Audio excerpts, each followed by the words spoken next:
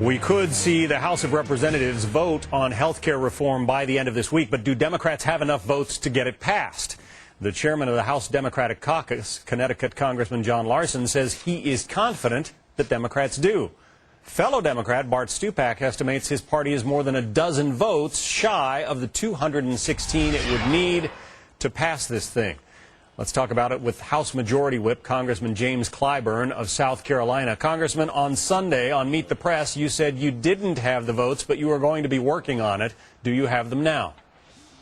No, I don't, but I think we'll get them. The fact of the matter is there are still some issues involving how we're going to pay for this that members want to see before they make their final commitments. So I don't count those votes just because I'm confident that we'll get them.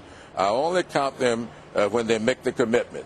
And I do not have 216 commitments yet, though I think we'll get there in time for the vote.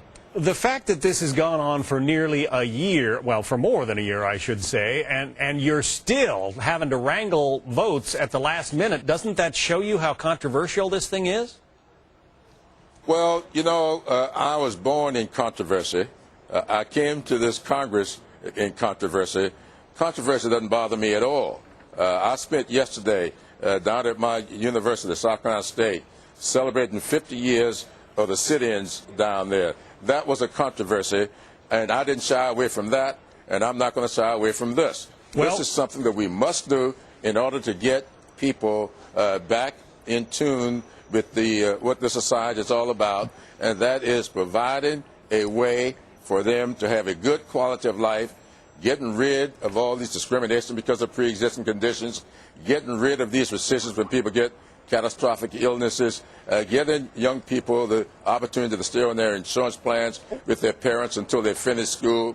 This is what this is all about. Forgive me for interrupting. We've heard the contents of the bill many times, but when you talk about shying away from controversy, there are reports that Speaker Pelosi is considering this process which would deem that the bill is passed without actually taking a vote. You must have spoken about that with her. Is that in the plans?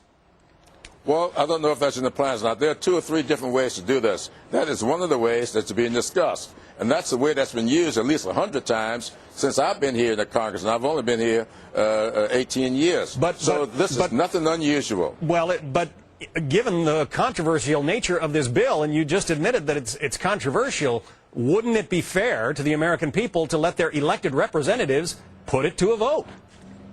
Well, that's exactly what we're going to do. Not if it's deemed. Not if Speaker Pelosi deems that the bill has passed, there wouldn't be a vote, would there? So there's been a vote in the Senate. They got 60 votes for this. What we will be deeming is that those 60 votes that the people got, we will say on the House side, we deem that as having been passed. So they got the 60 votes. We got 220 votes for our bill in the House. The only thing that we're voting on now are the things we call the fixers, the reconciliation. And so that's the part that we'll be voting on. What we'll be deeming already got 60 votes. You don't think that's political sleight of hand, smoke and mirrors?